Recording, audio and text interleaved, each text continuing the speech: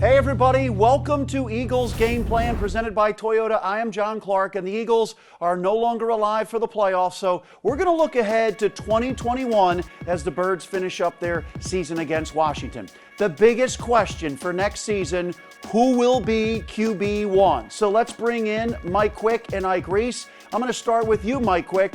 How do you go forward decision-making at this position? Who's the quarterback? You hit me with a hard one right off the bat. Well, I think it's actually a pretty good dilemma.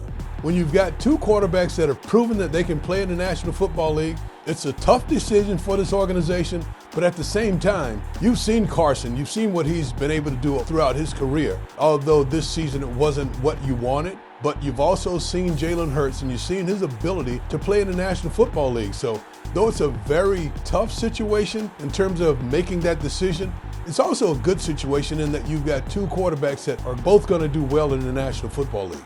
Ike Reese, obviously this year going into the final weekend, Carson Wentz still leads the NFL in turnovers. He's been sacked the most time.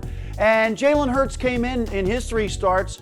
They're averaging 437 yards a game, second best in the NFL over these last three games. How do you evaluate? Do you simply go on this year, or do you look back at what Carson has done and take the whole picture? Well, I think as it pertains to Carson, you certainly have to take the whole picture into the equation. You have a larger book on Carson as a player in this league. You've seen the heights in which Carson Wentz can play at, what he did in 2017 prior to being injured, when you were talking about an MVP level quarterback.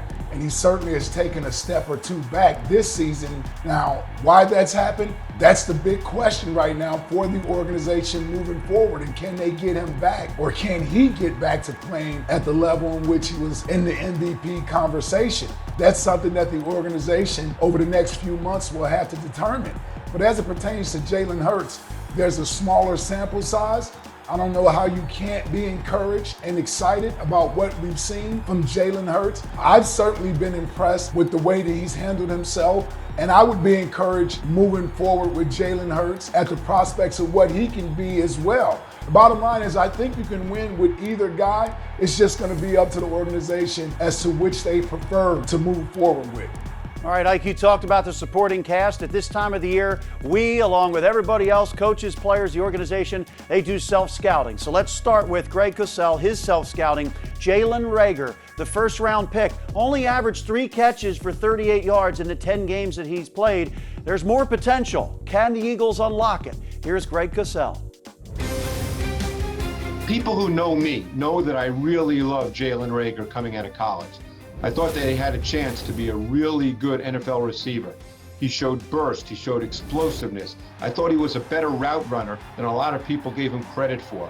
And I knew he could be very effective in the NFL with orbit reverses, jet sweeps. To me, he had a pretty complete game for a wide receiver coming out of college.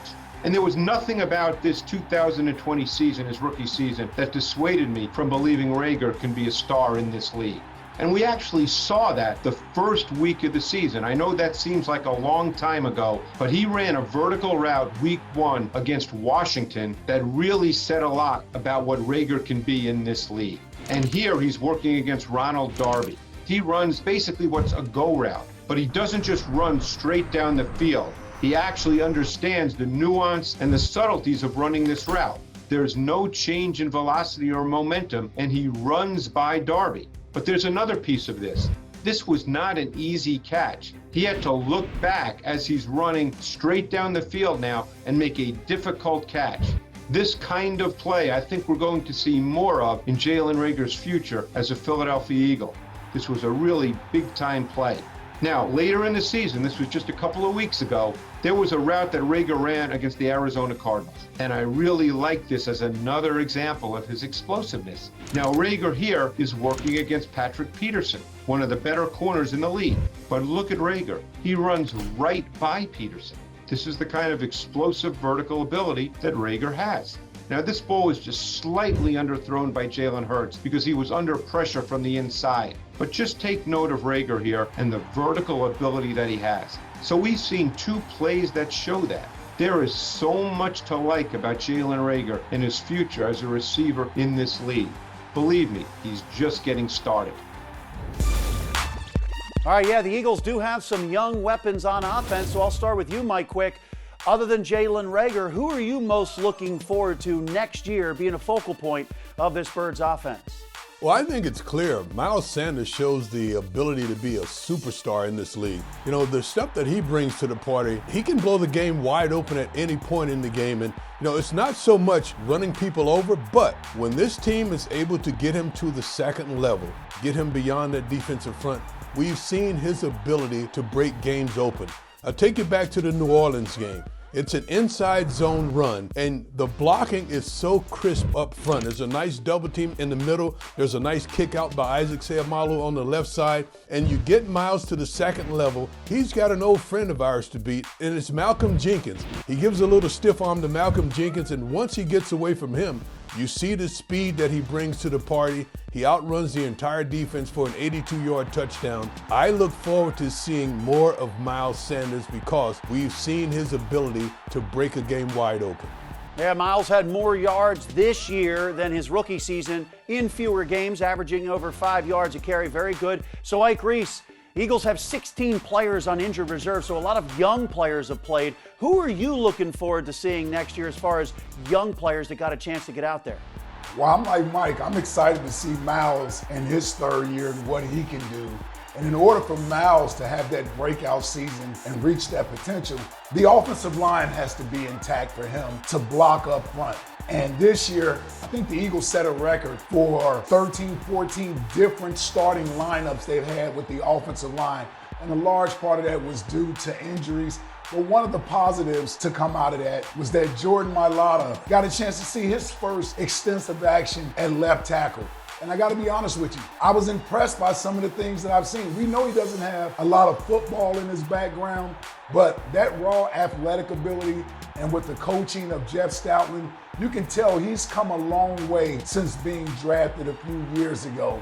And there were some games this year where I was thoroughly impressed with the way he was able to execute blocking the passing game against some of the better pass rushers.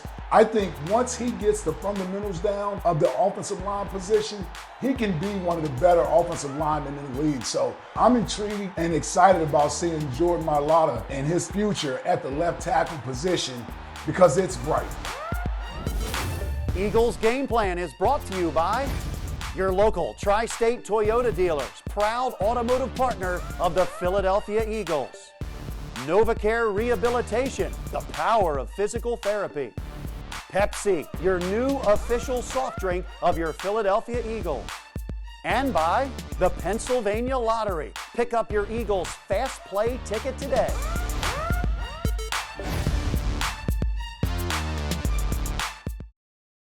Hey, welcome back everybody to Eagles Game Plan presented by Toyota. And the Eagles defense the last 2 weeks, very disappointing. For the first time in team history, they gave up 513 plus yards in each game, back-to-back games. But I bring you back in, Mike Quick. Darius Slay, the big addition at cornerback. A lot of games you saw the quarterbacks stay away from him. That happened again in this game against the Cowboys. What has Darius Slay brought to the Eagles?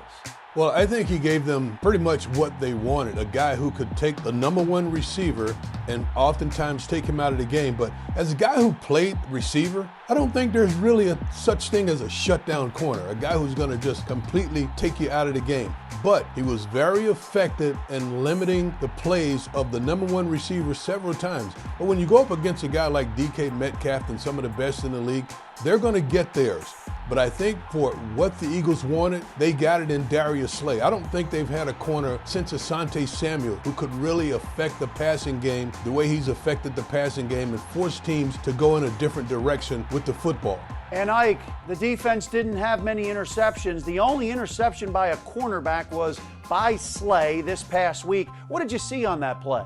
Well, you saw the Eagles defense being in zone coverage. And before I break it down the play, just to touch on why you didn't see as many interceptions this year as some may have anticipated, I thought the Eagles played a lot more man coverage this year than they have in years past because they have a guy like Darius Slay. And Mike will tell you, it's difficult to get interceptions in man coverage Interceptions usually happen in the passing game in zone coverage, just like Darius Slay getting his first interception as an Eagle happened last week. Let's take a look at this play versus the Dallas Cowboys. The Eagles are in cover 3. You're going to get 4 underneath, and you're going to get supposedly 3 deep coverage.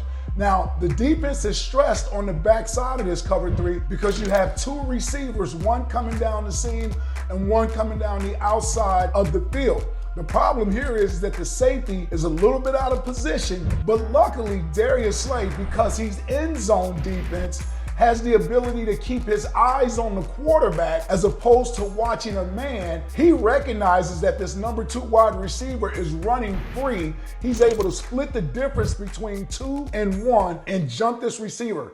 Andy Dalton never saw Darius Slay here. He saw the safety jump the route underneath, and Darius Slay was able to bait Andy Dalton into this throw for this interception. And it happened because they were in zone defense where you can keep your eyes on the quarterback. I want to make this very clear. It's difficult to come up with a lot of interceptions in man defense because you're watching your man.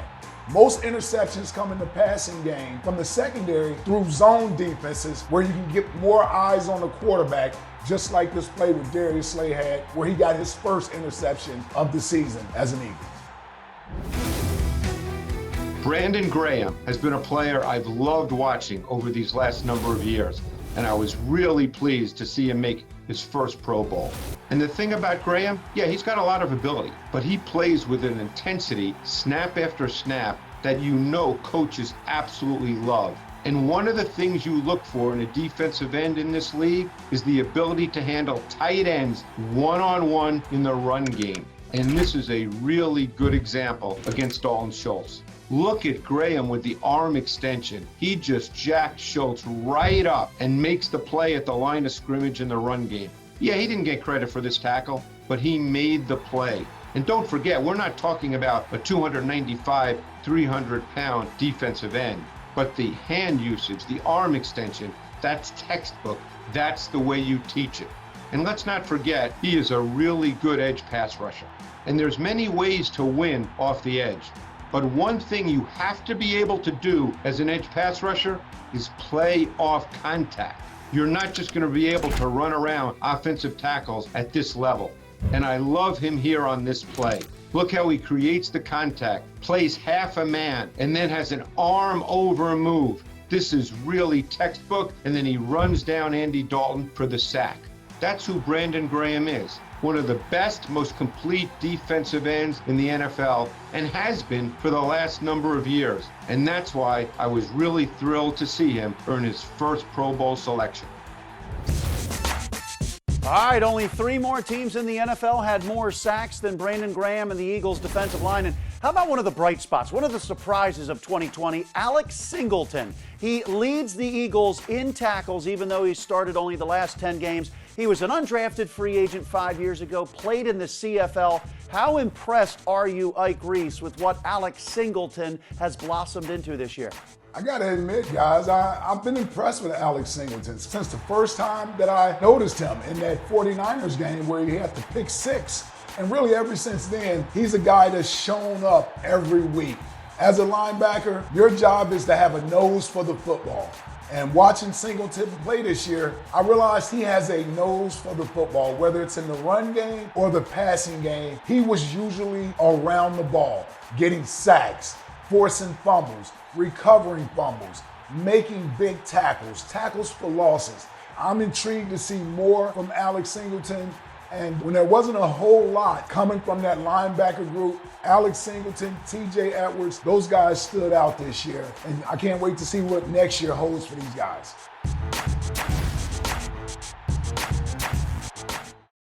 Let's go, let's go! Let's go, baby. Lead us, baby. Lead us.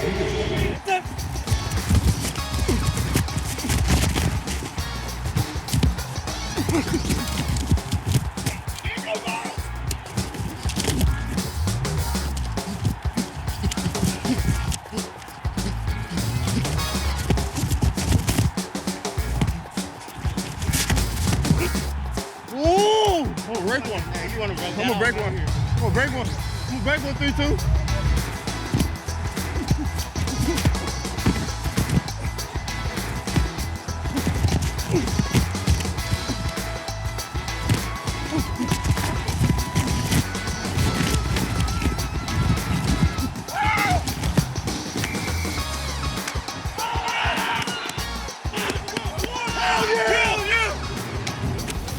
Well, for our final edition of Tape Study here, presented by Chickies and Pete's, I want to cover the topic of player development because every single week over on the Journey to the Draft podcast, we cover the NFL Draft, team building philosophy, and you guessed it, player development. And one thing that I truly believe is that you have to give players at least 2 years and usually 3 or 4 before you really get a full evaluation of what they're becoming in the NFL. Usually you can get some early telltale signs, but not everybody is going to come into the NFL ready to produce at a high level from day one. Some guys need a year, some guys need 2, and by that 3rd year, you really get a sense of what they can bring. And I think a great example of that is Eagles defensive end Josh Sweat, a player that most would say universally that he is a young player that the Eagles can continue to build around moving forward this year. He had an outstanding 3rd season here for this Eagles defense. And if you look back at Josh Sweat, we know the background. He was a top recruit coming out of high school. He goes to Florida State, comes out as a junior, a little bit unrefined, was not a total package yet as a pass rusher. He was nursing the knee injury, but he was still kind of figuring things out in terms of getting after the quarterback. And you saw that in his rookie year. Limited time, both inside and outside on pass rush downs, but typically what he would try and do, he was either going to try and run right by you or run right through you. And in the NFL, that typically is not enough. You have got to be able to win with your hands at the top of the rush and be able to attack offensive linemen in a lot of different ways. Well, with Josh Sweat, you didn't see that as a rookie. Fast forward to year 2, and we're going to take a look at our first clip here against Washington back in 2019. Watch the move that Josh Sweat here uses to come off the ball. This is a long arm technique where he is going to use that inside arm with full extension to collapse the pocket. Now, this has become one of his go-to moves.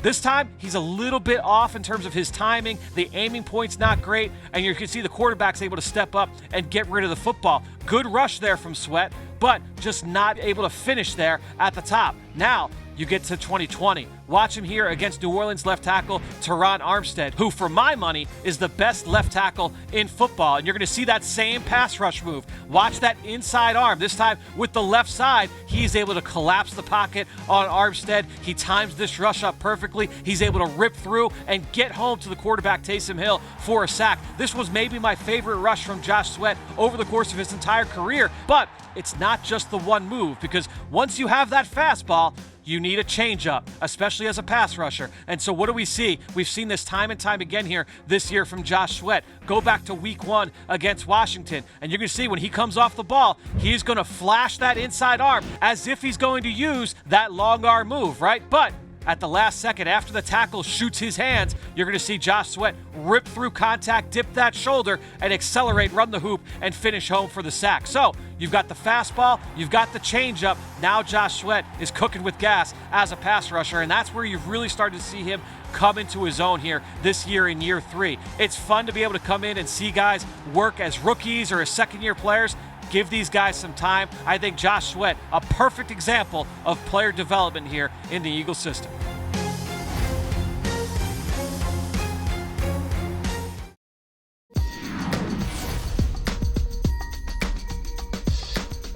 All right, welcome back to Eagles Game Plan presented by Toyota, and we really appreciate you watching this year. 2020 was not a good year, and it wasn't a good year for the Eagles, but hopefully it will be better in 2021. And for all updates during the offseason about what's going on, check out the Eagle Eye in the Sky podcast. Stay up to date on all the news with that.